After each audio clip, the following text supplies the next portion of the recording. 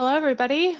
Thanks for jumping on with us today. We're excited to do another presentation with Brian from Bright Productions, marketing agency out of Northern California. We've kind of done a slow progression appropriately into Google Ads workshop. We visited before with marketing projects you can easily start today, as well as search engine optimization, even the basics of social media marketing. So it's only appropriate today that we kind of walk through a stress-free step-by-step process into Google Ads workshop. So thank you, Brian. Well, the question is stress-free for who? Yeah, I know, Thank you, right? Jamie. Yeah. So yeah, thank you so much for joining us. My goal here is to give you some help, especially if this is your first time running Google Ads. And hopefully if you've run them some, there'll still be some good nuggets in there for you. Also want to give you a heads up. I'm going to try to do something rather ambitious this time. So not only do I have slides that we'll be going through, which will be available later, but I'm going to jump straight on live Google Ads and set up an account with you. And honestly, when you're working on this later, my guess is the video recording of this is going to be the thing that's most valuable to you, not so much the slides. Slides are really more my notes. So there will be a recording available later as well. Thank you, Jamie, for that. So let's get going. Good morning. I'm Brian Petro. My company is Bright Productions. We've been doing online marketing, digital marketing for 25 years. We are a Google certified partner. That means that we're not Google. We're not the people who call and say, yes, we're Google. We do a lot of work with Google. We manage advertising on Google. So if you want your website to show up when people are searching for appropriate search phrases, you can buy advertising with Google. We help facilitate that. So that's what a Google partner is. There's a certification process to be a partner where we have to show our level of expertise and experience. So that's what that is. But what are Google Ads? So I'm going to use a slide that I used in a previous presentation for you folks that you may have seen. When you do a search on Google, you get a search results page that looks something like this. And you may notice the top search result is a paid ad. That's this one over here that says ad next to it. These are natural search results. Honestly, almost everything else here is natural. Google decides who's going to show up there. They try to pick the most relevant search results. But this one here, you get to buy. So that is what we're talking about, is how you buy this placement. Now, it isn't always first. Just because you're buying an ad doesn't mean you show up first. Let me go back a step. The way it works is there is a real-time auction every time a search is made. So if you and some competitors are all interested in traffic coming to your website from a given search phrase. So let's say I like to use the example of frog websites. So you and your competitors all have frog websites, and you want your website to show up first when somebody searches green frogs. So all three of you can bid on that term, green frogs. One competitor bids 50 cents, you bid $1, somebody else bids $2. In theory, if everything else is equal, what's going to happen is in that paid area, you will show up second because you bid second highest. Now, in reality, it's a little more complicated than that, and that's what we're going to do. We're going to dig a little deeper. So the order that you show up is called ad rank. Ad rank is actually a calculation made where Google, again, this is real time, Google multiplies your bid price. So in my example, we had 3 different competitors, 50 cents, you were $1, and you had another competitor that was $2. They multiply your bid amount by the quality score. The quality score is a made-up number that Google came up with. The purpose of the quality score is they don't want to allow companies to buy the way to the top of even the paid search results if the end result is irrelevant to the searcher. So, and example I've used in the past is if you're Coca-Cola and you're trying to get traffic for Coca-Cola, if you bid on the term Pepsi, generally speaking, they'll allow that. And I get that question every once in a while is, what do you think of bidding on competitor names? You can, however, they're going to punish you by giving you a lower quality score because they're going to say Pepsi isn't the same as Coke. And we want people, again, looking from Google's point of view, Google wants people to find what they're looking for. So, but they also want to make money. So they make money by selling these ads. They're willing to allow you to buy phrases that maybe aren't super relevant to you, but they're going to punish you for it. Because really what they want is they want to make money while serving the best possible search results for your search phrase. So because of this quality score, they assign a point value based on how relevant they think, not just relevant, the quality of your website overall. So things that go into your quality score are things like how fast does your website load? Is your website actually about the search term that you're bidding on? Is your website mobile friendly? Is your website functional? Is it broken? There's something weird going on with it? So they put all that together and then they multiply that by your bid price and you come up with an end number, and they do that for your competitors as well. Remember, we had 2 competitors, and whoever has the highest score at the end, they show first, second highest second. The number of paid ads that show on a search result page, the example I showed you had 1, but it can vary. It can be between 1 and 3, I think, is their current policy. Again, those will change. It also will depend. This is a desktop example I'm showing you now. It'll obviously look different on mobile phones. We should remember that more people actually search on mobile devices than they do on desktop. So keep that in mind. The other thing I want to tell you, this is all just kind of background information before we dive into an actual setup. What you actually will pay when you show up second in our example is not what you bid. So that's another thing to keep in mind. Again, in my example, we had bidders at 50 cents, $1, and $2. What actually happens is, let's say you were the dollar bidder, you would end up paying 1 cent higher than the next than your next competitor. So you'd actually pay 51 cents. So don't be surprised when you run these ads that what you actually pay per click is often lower than what your maximum bid is. So you should be aware of that. There's one other thing I wanted to throw in there, which was bid score. No, that's unimportant. Really, talking about ad rank in general, it's important to keep in mind, it isn't always about being first. Sometimes you have to pay a premium to show up first that isn't worth it. So keep in mind, it's okay to be second or third. You really, the first page is the part that's important.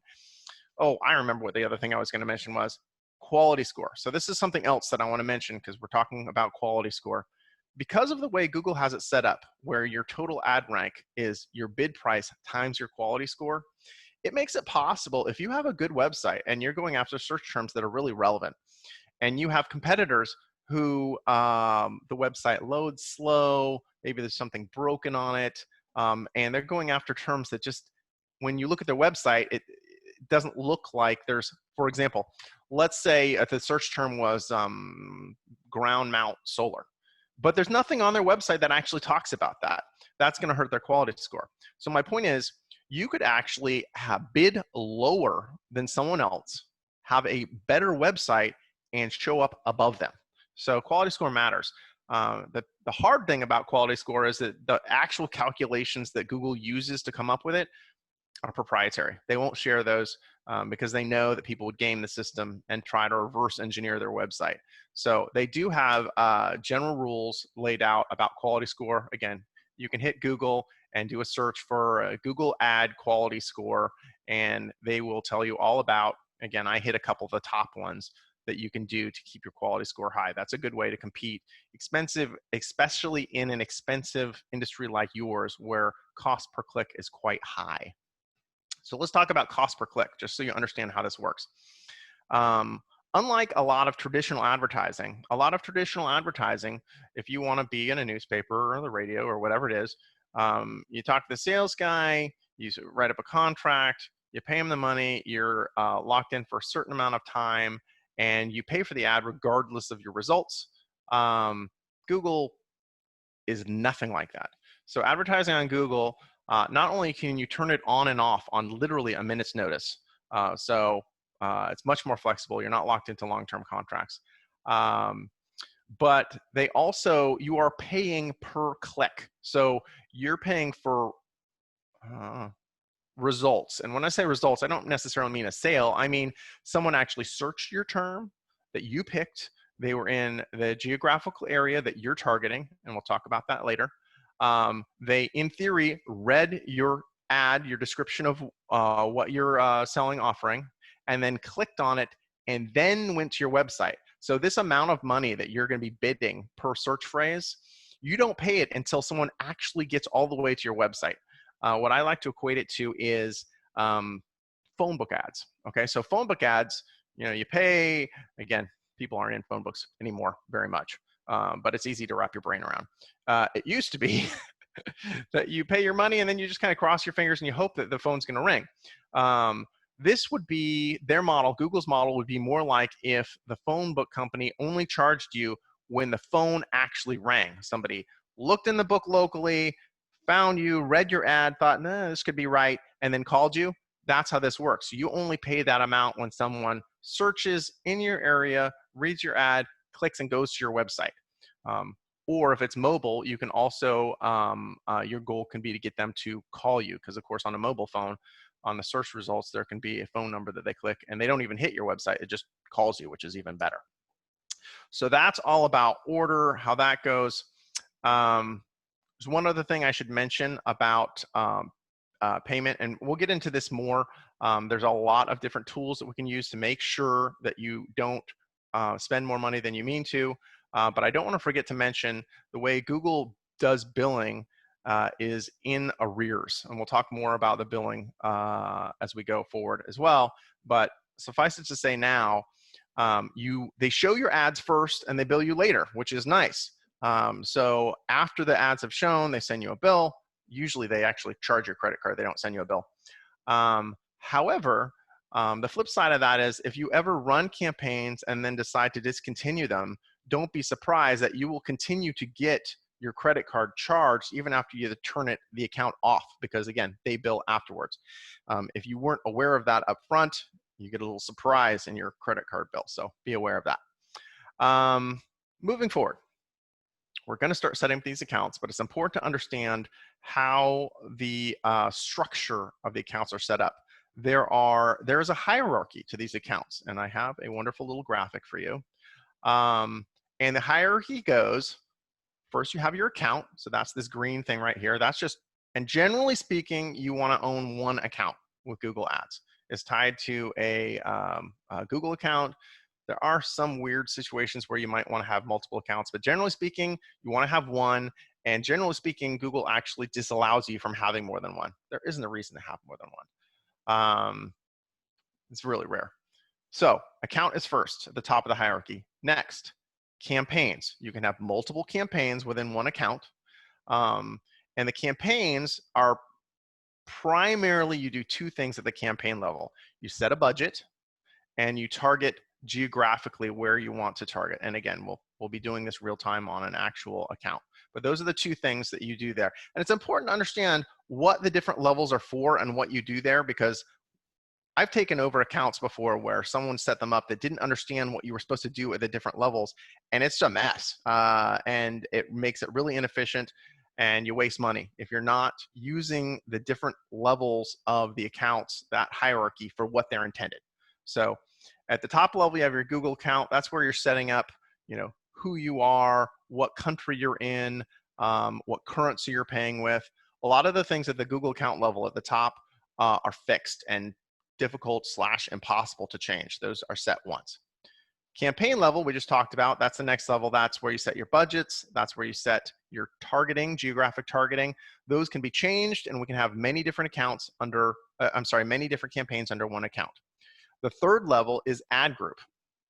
Ad group is where you actually subdivide your topics. So if you had a campaign, well, again, you're solar installer, but you have different services you offer. You offer installation of PV panels, and you also do battery backup, let's say. Well, you could have all that information in one ad group together. However, you're going to be missing out on an opportunity if you do it that way. You want to subdivide those into separate ad groups. And the reason you want to do it is because at the ad group level, we can group together like search phrases. So we can have a bunch of search phrases that are all about battery backup, and we can have a separate group that's all about panel installation. Then the value in dividing those is that we can then write different ad copy for each one. You know, the text that shows up, all of these search ads that we're talking about, it's all text ads that show up. You can have text that talks about how wonderful your battery offerings are, and separate text about how wonderful your install offerings are. And then lastly, and this is all in this ad group area, you can also have different landing pages. So you can send the person who's been interested, who searched about panels, you can show them ad copy about panel installation, and then you can land them on your page on your website that's about panel installs. Separately, you can have the guy that searched for battery backup information have an ad about battery backup information, and then land them on your page that's about that as well. And by doing that, you're going to be much more efficient than a competitor who maybe has one ad group with all of that thrown together. Because if you all mix it together, you can still capture the same search phrases. You can capture people looking for both battery backup and panel install. However, your ad copy, you can't speak directly to what that person was interested in. Your ad copy will have to be kind of general, just like, you know, we're the best at solar, which is okay, but it's not as good as specifically about what they were looking for. And then same thing with a landing page. If they're all grouped together, the best thing you can do is kind of land them on your home page, which you can do, that's okay. But it's even better. I mean, if I was looking for solar battery info, I would be landed on the page about solar battery info. So you're going to have a better conversion rate. You're going to get more people who turn into leads and customers when you subdivide. Generally speaking, what we do is we'll segment ad groups with a new baby campaign that we just started. We won't go crazy and have, 10 different ad groups. We'll start with a couple. And then as we continue working on these campaigns and improving them and going back and seeing what's working and what's not, we'll subdivide the different ad groups into even smaller groups, because you can have as many ad groups per campaign as you want as well. So to show you a specific example here, I took this same graphic, but I then broke it up so you can see those different words actually on the graphic. So this is our account. There's one of those. Then again, I said at the campaign level, that's the yellow, we are going to pick budgets, and we're going to pick geographic targeting. So in my pretend company here, we're serving both California and Nevada. So we wanted to present different information to each. For example, maybe the message was different for Nevada versus California. Maybe there's different rebates or something. That's actually a good example. We could go that way. Another very good reason to subdivide these might be budget. So it might be, for example, that you wanted to, of your total budget you were going to spend, you wanted to put 3/4 of it in California just because there's more people, and 1/4 of it in Nevada. That would be another good reason to subdivide, so you have two different campaigns. Ad groups are the blue ones. Ad groups. Now you notice we've got the same two ad groups in California and Nevada. Yeah, we're going to repeat them. As a matter of fact, we're going to repeat the same search phrases, but they're not going to be served twice, because this group on the left is only going to be served to California, and this group on the right is only going to be served to Nevada. So in my example over here on the far left, in the kind of pinkish red, we've got search phrases and ad copy that go with solar batteries for California. So we've got my makeup search phrases were battery wall, solar backup, and solar safety. And then we have multiple sets of ad copy there. We'll talk about that in a while, that goes with that. And that's all under that ad group, solar battery, which is under the campaign of California, which is under your one main account. So I know I'm going through this kind of quickly, but that's why the video's there later. Also, my email address is at the end of this, so feel free to email me questions. I'm going to try to have more time than I usually leave at the end. So if you want to chat in, use the question area of Zoom to send those in to Jamie. She's going to have a bunch ready at the end that I can hit for you. So that was kind of the quick background I wanted to give you before I wanted to spend the meat of the time here on actually setting up an account. I want to warn you before we switch over. Google does their best when you set up your first account to try to hold your hand and simplify things to make it as easy as possible. If you couldn't tell already, this is kind of complicated, which is both good and bad. It's good that it's complicated because the more bells and whistles and switches there are to turn, the more we can dial in your account to do the best it can do for you. Well, the obvious downside, though, is it's complicated. It's hard to stay on top of all this. And honestly, even if I knew everything there was to know today about running Google ad campaigns, Google changes it all the time, and tomorrow I'd have to learn new stuff. So what I'm going to warn you about here is Google has lots of tools to try to help simplify when you set this up, and I'm not going to use those in this example. The reason I'm not going to use those is because those tools come and go and change over time as they try to help people and hold their hands, whereas the real bones, the structure of how this works, like the hierarchy we were just talking about, that doesn't change. And that's really the meat and potatoes of what we're working on here. So as we go through here, I'm going to start from scratch, with no account whatsoever.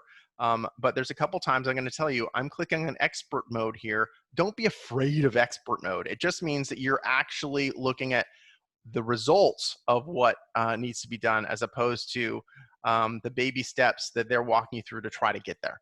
I think this gives you a better understanding of how this app actually works. Now, when you're doing this on your own, if you want to not go through expert mode, that's okay.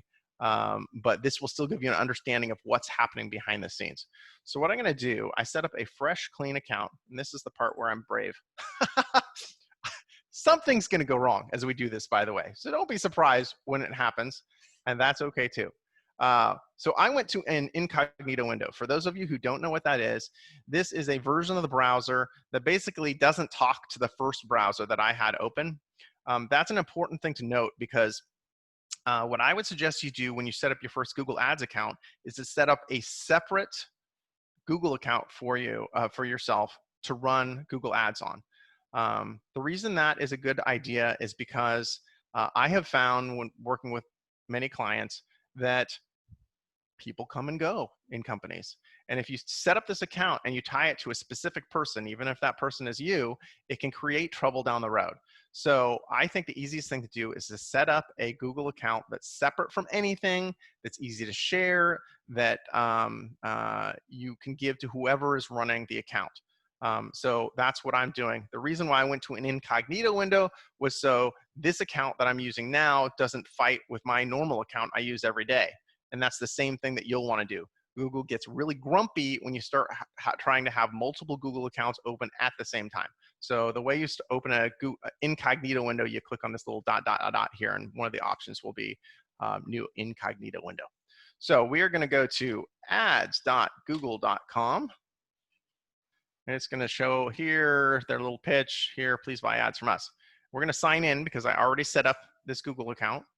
And I created one called Soligent at bpwebdesign.com. And it doesn't look like this is a Google account, but it is. We're going to log in. And I'm going to tell you my secret password, which I believe is password. Don't do that yourself, folks. Let's see if I got it in there. I did. Cool. And we're going to set up a new Google Ads account.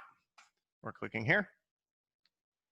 And again, when you switch back and forth between Google accounts, like whatever you might use personally, and Google Ads, it's easy to get confused about which account you're in. So if you ever are having a hard time remember which account you're in, or all of a sudden it's showing you information you didn't expect, look up in this upper right-hand corner and you'll see which account you're logged into. So I am logged into the one I meant to. This is not my personal account. We're in the right place. So again, this is where they start trying to hold your hand, and we're going to skip over this. We're going to go down here to switch to expert mode, which is not scary. Okay, going in there. Computers are always very fast until you're on the phone with someone or doing a webinar. Okay, here we go. And what we're going to do, this first step, again, holding your hand, wants to have you set up a new campaign because, again, we're going to have accounts first and then campaigns and then ad groups. We're going to skip that as well. I want to get to kind of a basic empty account and then we'll add this stuff in. So don't worry about this either. I'm going to say create an account without a campaign. Now, this ends up where I said the kind of things that get set up at the account level. You say what country you're in. Now, this isn't what country you're advertising to, and just in case you're trying to advertise to other countries, this is where you're based, what your time zone is, what currency you want to pay Google in. So that's all default for me. That's fine. Submit. Congratulations, you're done. Yay. Explore your account.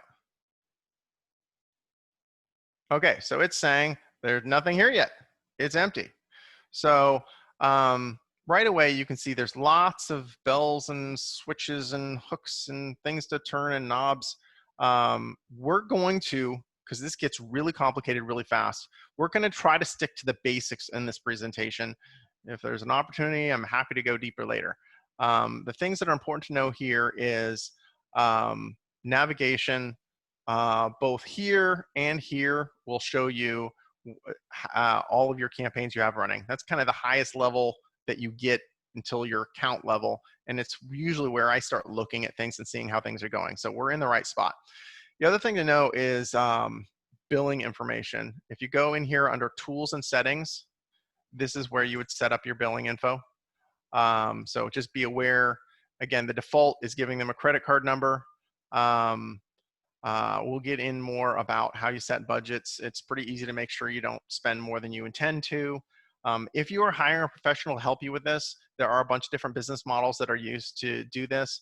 I would just tell you, if you're hiring someone else, unless it's my preference is to set up these accounts in the client's name, in your name, and have them billed directly to you and have there be no markup on it. My preference is for clients to pay, if someone's going to run the account for them, just pay them for their time, usually. It depends. As an account gets really big, there are better, more efficient ways to do it. But my personal rule of thumb is if you're spending less than $10,000 a month, and don't let that scare you, most people don't spend that much, that you just, hopefully you can find a consultant that you can work with where you can just pay them by the hour. One of the advantages in setting it up the way I just described is that ultimately it's your account. You own it. It's charged to your credit card. And frankly, you could fire the consultant you're working with and walk down the road and you still have all of this because it's yours. So that's why I prefer to do it that way. So billing, I already said that's done in arrears. Oh, one other thing I should warn you about billing. Google does not have a regular billing cycle. The way they bill, they ramp it up. I think, again, it's in arrears. It's after you've shown the ads. And like the first time they bill you, it's when you have like $25 worth of charges. And then assuming your credit card goes through, then they'll wait until it's like $50 worth of charges the next time. And eventually goes up. Each time it goes up until it's like $300 a charge. And for the most part, I think it usually sticks around there. Again, Google changes their policies, so you can double check. But generally speaking, they charge whenever your balance gets up to whatever their cutoff level is for you at that time, and it's a moving target. So don't be surprised. You're not going to get charged once a month.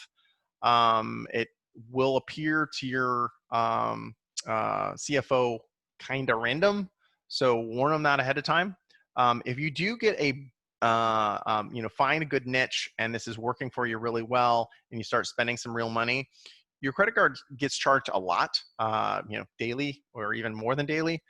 So if you get to that point, there is a way to switch it over to actual send you an invoice, which again, will usually make CFOs a lot happier. It's kind of a pain to jump through the hoops to do that, but it is possible to do.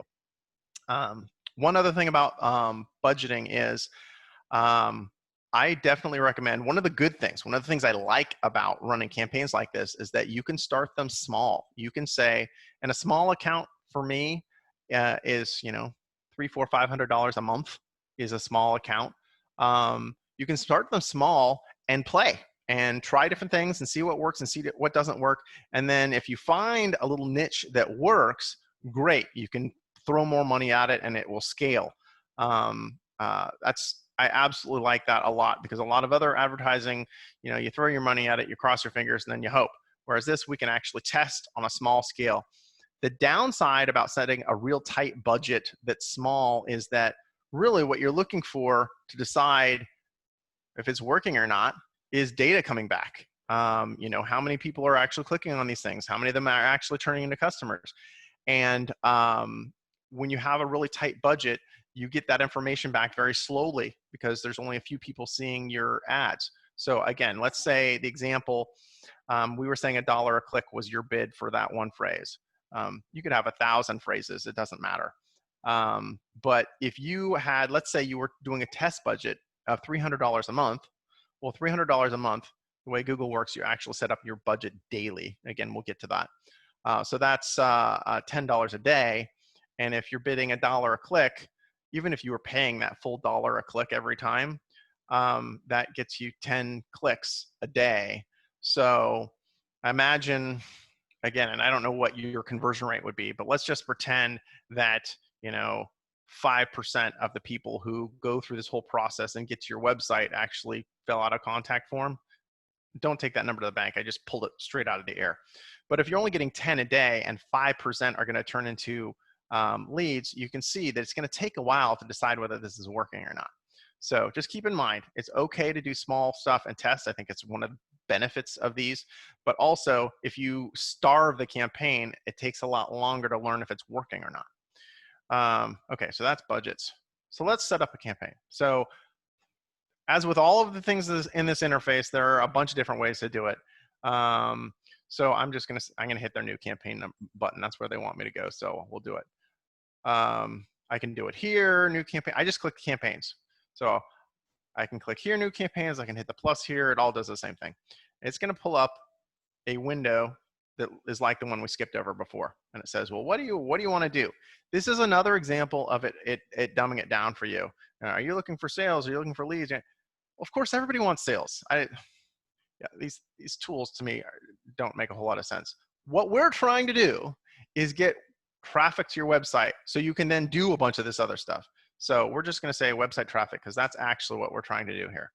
And there are multiple kinds of ads you can do. We're going to talk about search because I don't have all day. Actually, I do have all day, but you probably don't. We can talk about these other things: display, shop, video. This is stuff on YouTube, discovery. There are all different options, but we're trying to keep this simple. Search is what we're doing right now. Generally speaking, the good news is the search ads of all those often have the best return on investment. The reason for that is you are reaching people who are actively searching for your products and services. So I definitely would recommend, regardless of what you end up doing, that this is where you start, because this is probably usually where you're going to have the best results. Select the ways you'd like to reach your goal. I think it's going to let me skip this. Let's try. Create conversion action. Okay, so let's talk about conversions. So we're not going to actually set these up right now, but I want to tell you what they are because they're important. Once we get past the first level of just setting up an account, which is what we're doing today, the very next thing you want to do is start looking at how to track conversions. A conversion is when someone goes through this process, they did the search, they clicked on your ad, they landed on your website, and then they did something that you wanted them to do on your website beyond just getting there. So like the most common conversion would be, let's say you dump them on a page. Let's talk about the examples we did before. So we had somebody who was searching for battery backup information. The landing page that you sent them to when they were searching that was a sales pitch about battery backup. You had, you know, a nice little graphic on that page. This what you didn't send them to your homepage. You sent them to a sales pitch about solar batteries, solar battery backups. So you have a little graphic about that. You've got, you know, short bullet lists of the awesome things about your particular service. And then you've got a little contact form, not a long contact form, a little one. hey, would you like a quote or more information, whatever, name, phone number, email, send, something really short. Well, ultimately, that's the goal from this campaign, is to get people to go through, do the search, land on your page, and then become a lead. So what we can do is, when people actually fill out that form and submit it, and you get an email with that, that we could count as a conversion. So why that's important is, Google will allow us to do tracking where when someone fills out that form, we can know that they came from this ad campaign, and you can see if this ad campaign is actually working for you or not. Because without conversion tracking, you can buy all the ads you want and you can send people to your website all day long, but if they're not the right people and they're not actually ready to buy or fill out your form or come into a lead or whatever, you're just wasting your money. So if we add this conversion tracking in, then we can see when people come from the campaign and actually become a lead. And one step even better than that, we can tell which phrases they used to get there. So you could be running a campaign. Again, let's talk about the way you pay for them. I mentioned before, it's pay per click. You're paying each time someone goes through this whole process and lands on your website or clicks on the call button. What that means is, seeing that you're only paying per click, you could literally have a list of 1,000 search phrases, and it doesn't necessarily cost you a dime more than having a campaign with 10 phrases. Because if you have 990 phrases that don't actually get clicks, it doesn't cost you anything. So it frees up your mind to experiment with a lot of search phrases and not be worried that you're paying per phrase. You're not. You're paying per click. The only way you lose money with a big search phrase list is if you start including search phrases that aren't as relevant to your business and are less likely to turn into business. Don't do that. The other thing that can cost you money with a big list is it just can be hard to maintain. I mean, obviously, if you have 100 phrases, it's less work to maintain a campaign than it is 1,000 phrases. And keep in mind that those conversions will tell you which of those 1,000 phrases that you have are the ones that actually get people to fill out the forms. So conversion tracking, super important. It's next level. Well, all you have to know now is that that exists, and it's the next thing to research after this thing is off the ground. Conversion tracking. So we're going to see if this form is going to let us continue forward or if it's going to complain at us. It'll let us continue forward. Great. And we now get to name our campaign. Now, this is our first campaign. We're only going to set up one. But let's go with our example we said. Let's say we're going to do California and Nevada. We want to set up separate campaigns for California and Nevada because, as I said, we can do different geographic targeting for those. It's important to name your campaign something descriptive, because website traffic search 1 doesn't really mean a whole lot and won't be helpful to you when you want to manage this campaign. That's something else I should mention. Manage the campaign. This is not a set it up and forget it kind of a thing. The marketplace that you're working in, it's dynamic. I mean, again, it's real-time auctions, it's competitors coming in, it's competitors going away, it's different phrases getting more popular, less popular. 2 years ago, people weren't searching battery backup the way they are now. So have a mindset that this is something that you're not going to invest and forget. You're going to set it up, and then you're going to go in and you're going to look at it and you're going to see what's working, you're going to see what's not, you're going to kill phrases that aren't working, you're going to add new phrases that are similar to other ones that are working, you're going to play with different ad copy. This is going to be a living thing. So be ready for that commitment. It doesn't have to be a huge amount of time. How much time you spend on an ongoing basis on these accounts will depend on how much money you're spending, frankly. If you are spending $400 or $500 a month, then if I was you, I would probably, in our firm, once we have a client set up and they're spending that kind of money, we'll go in like once a month and spend an hour and look at it and make some changes and send the client a report. If this isn't your job and you have to learn it as you go, maybe you sink a half a day in it instead of 1 hour. Still though, big picture, that's not a huge amount of time. However, if you're spending thousands of dollars a day, we maintain those kind of accounts too, well, those ones we look at daily. So how much time you are going to invest in this really depends on how many eggs you have in this basket. So anyway, that's just a heads up about maintenance. So we're going to call this one California. California. And search networks. Okay, so this is where your ad's going to show.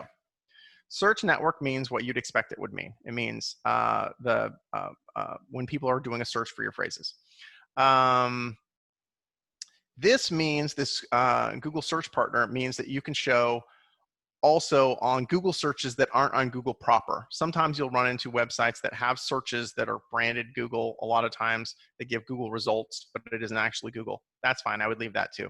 I'm going to uncheck display network. Again, that's a topic for another time. That's not when people are searching. Again, it can be a good thing to do. It's just not the topic today. To give you a peek about all of the different settings and options there are here, we're not going to set these right now, but you can set when it turns on, you can set off dates, you can set all kinds of extra options that you don't have to do. And that at every level of this, that's the case. Location, this is a good one to talk about. So right now, by default, this wants to show your ads in the entire United States. We're going to go in and we're going to say, target people in. I want to set up detailed ones. People searching for your target location, that's okay. But I want to do, oh, here we go. That's what I want to do. I want to enter another location. And I want to do an advanced search just because it shows you the capabilities of this. So we're saying enter another location, advanced search. And now we said we were looking for California. So if we go in here and we say California, pops up with California, and I can say target. And now, boom, that shows us where we're targeting. You should be aware that you can also do things like Los Angeles. You can do cities. You can exclude cities. You can say, I want all of California except LA. And now it's going to take that out. You can also do counties. You can do radius. So I could say, I know we called this California, but let's just pretend that we're also going to throw in Las Vegas. Las Vegas, we're going to target Vegas. Boom. 20-mile radius. Oh, let's scroll back here. Okay, so it can do a radius. You can see here in LA, it tried to do like around the boundaries of the city, whereas this is just a radius. You can also change this. You can say, I know Vegas. Vegas is way bigger than 20 miles. We're going to go 50. Actually, it probably won't let me do that there. Where's it going to let me do that? It's going to let me do that here. Edit. 50. Save. Boom. And now I did more. And again, the cool thing about this is that none of this is set in stone. You don't have to worry about doing something wrong and not being able to undo it. I could say, no, this is supposed to be just California. I want to get rid of this one. Boom. Vegas is gone. We still like LA. LA is our friend. No, we're not doing that either. So we're not going to exclude LA anymore. Boom, gone. So now we have one just targeting California. It even tells you approximately how many people they think they're going to reach. I should mention that the geo-targeting is not perfect. Google knows where people are in a freakishly way. It's good and it's bad, but they're not perfect about it. So just be aware, there are things that Google does with its tools where it makes it appear that they're always going to know when people are in California. And I'm going to tell you, if you run a campaign like this, you will end up with people seeing the ads that are outside of California. And that's just the way it is. They do their best. It's not perfect. And that actually opens up another area that I should mention as far as like not being perfect. There's a topic that we should hit on, which a lot of new users ask about, which is click fraud. A lot of people have in their mind, if they are going to buy advertising per click with Google or with anybody, that there's some dark room in some foreign country full of people that, 50 people with 50 computers each just running around clicking on ads, costing you money, and then none of them are buyers. That's called click fraud.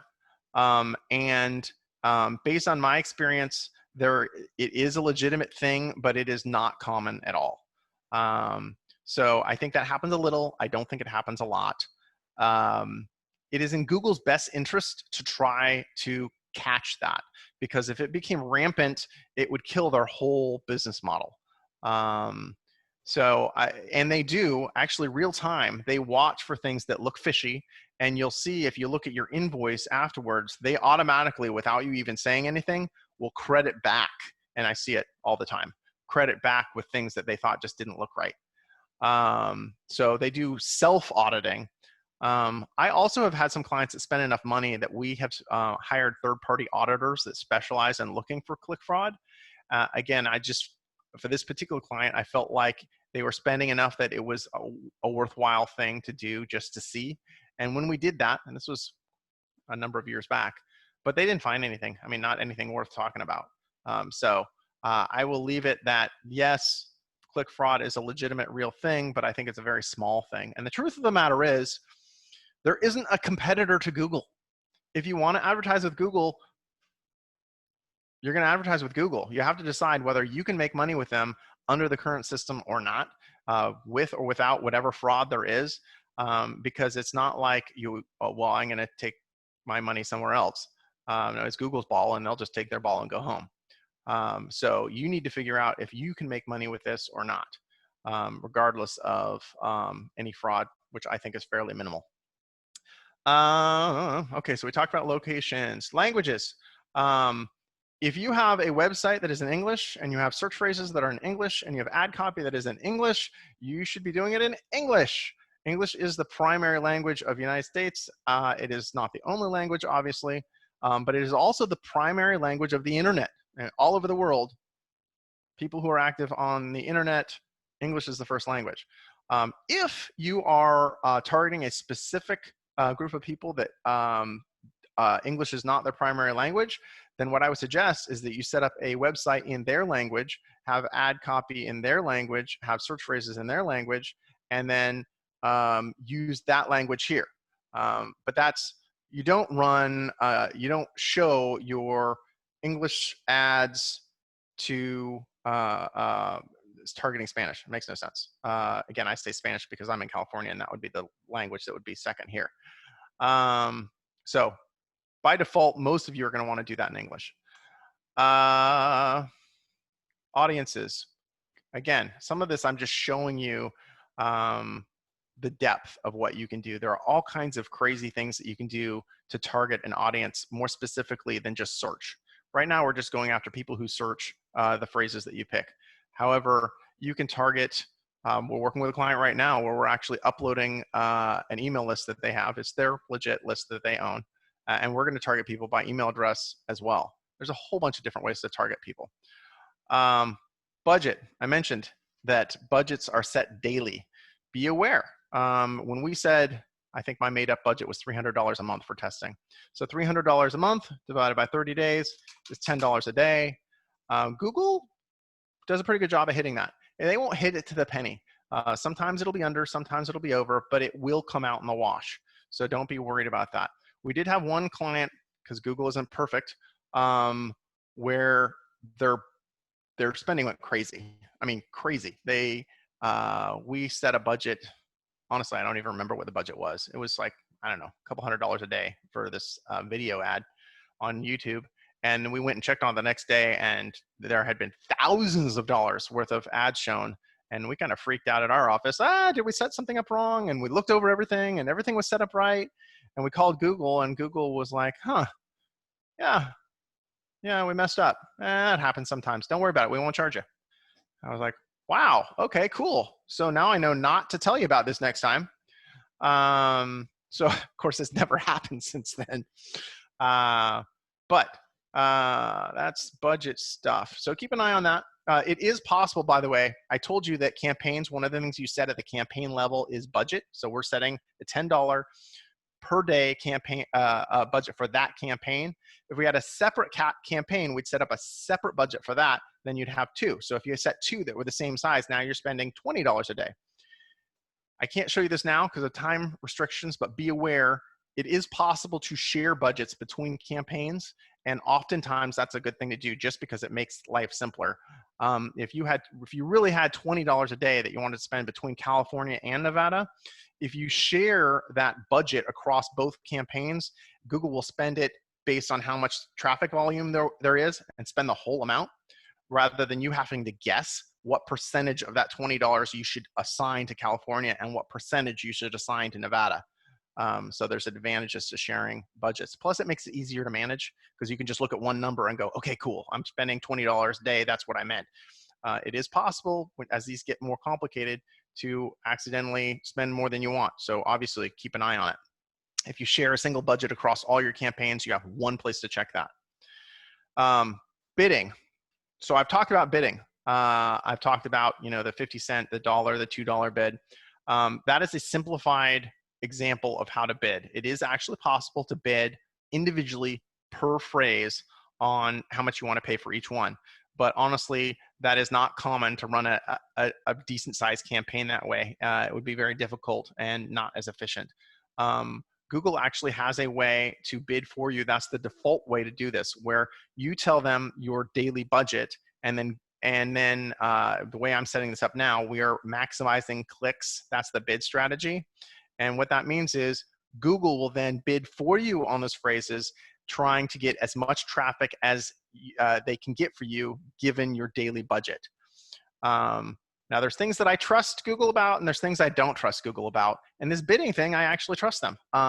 If I've already told them I'm going to spend $10 per day on this campaign, there is no advantage for Google to bid in any way other than a way that gives me the most traffic possible, because they already have their paycheck. They're already guaranteed that money. So there are a few occasions where I've overridden their auto bidding, but usually I will trust their bidding on this, and I would go in this way. I would focus on clicks, and I would do the maximizing clicks.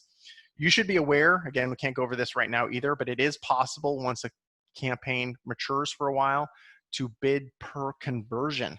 Remember, I talked about conversion would be like if somebody filled out your contact form. What's better than paying per click to your website is paying per lead when somebody fills out that form. That is a really powerful way to do it. Again, that's kind of like second level, but you should be aware that that's possible to do, is to bid per conversion. You can't do it with a new campaign because Google has to collect some data and figure out how often people actually convert. And they actually, I say you're bidding per conversion, they do the math backwards. You say how much you're willing, you say I'm willing to pay $100 a lead. And then they crunch that backwards, look at the numbers, and figure out how much the cost per click should be. So there still is a cost per click, but it's another way for Google to bid for you. And what else do we have here? Site links. So there's all kinds of extra stuff we can add in here, and even more if you click here. These are things like links going directly to other pages in the website other than your main landing page. This is where you'd add in a phone number. So for mobile devices, they can click from your ad straight to call you. We're going to jump forward here. Let's see if I filled out enough stuff that it'll take it. Now it's going to want me to actually come up with search phrases and ad copy. And so again, ad groups. You're going to have multiple ad groups. You're going to have one for, in our example, batteries, and you're going to have another one for PV installs. Let's say this is the battery one. So we're going to name it something descriptive. We're already in the California group, so I don't need to see a California campaign. I don't need to say California here, but I can say batteries. And we're just going to say like solar battery backup, battery wall. And you can do as many as you want. Okay. And it can also, you can give it your website address and it'll guess, looking at your website phrases that might be good. There's all different ways to come up with these search phrases. You should be aware there are different types of search phrases. Right now I'm typing these in without any quotes or brackets or anything. That makes it broad match. There is also phrase match, exact match, and negative match. I was so hoping I would have lots of question time, but we're not. I'm going to get through this stuff and we'll have whatever time we have. The important thing about match types is that Google will try to match up. They'll try to show your ad a lot. That's the short version. They'll try to get you to show. So if somebody types in something vaguely anything like battery wall, if you are in broad match, they're going to trigger your ad. If you want to try to force Google to only show it when someone actually uses the words battery wall, then you have to put it in a quote like this. Hello, come back. Click. Put it in quotes. Then, in theory, it's supposed to actually say battery wall. Maybe it says, they searched big battery wall. Well, it would still show. Or exact match is in brackets. That one, supposedly, they have to search that exact phrase and that's it. I'm telling you, they still play games with this stuff. So like if I had this as an exact match, it would not surprise me if someone searched battery walls with an S. Google would probably still search that, even though I said exact match. So keep in mind that in general, it's a good idea to be fairly strict with your match types. By default, they will want to do broad, and doing phrase match might be a better way to go. Again, you can do a search later on Google Ad keyword types, and it'll give you a breakdown of exactly how loose they are with each definition. But take their definitions with a grain of salt, because I know that they are more liberal with it than they claim to be. So we're going to save and continue. It's now going to want us to write ad copy for that. So if someone searches battery wall, what's your ad going to say? And we're not going to actually create this ad, but I want to show you that Soligent, they might want that there are limits to how many characters you can have in each line. So like I just went over there, it's 35 out of 30. And you want to fill all this up. You want to have great ad copy in here. Here it's showing you an example of what the ad might look like. Keep in mind that it will vary. This is the mobile version, I think. This is what it might look like in desktop, but they'll change it depending on how much space they have and how they're showing the ads. So you don't necessarily know exactly how it'll look. Fill out all of these for each one. And then here's the other important part.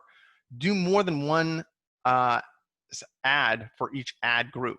Because what you can do is you can have, let's say you have your ad group that's about solar batteries, and you have a bunch of phrases about solar batteries.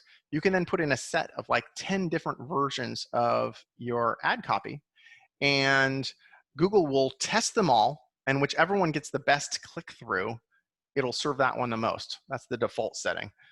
So that's a good way to go. Well, that took longer than I thought it was going to, Jamie, but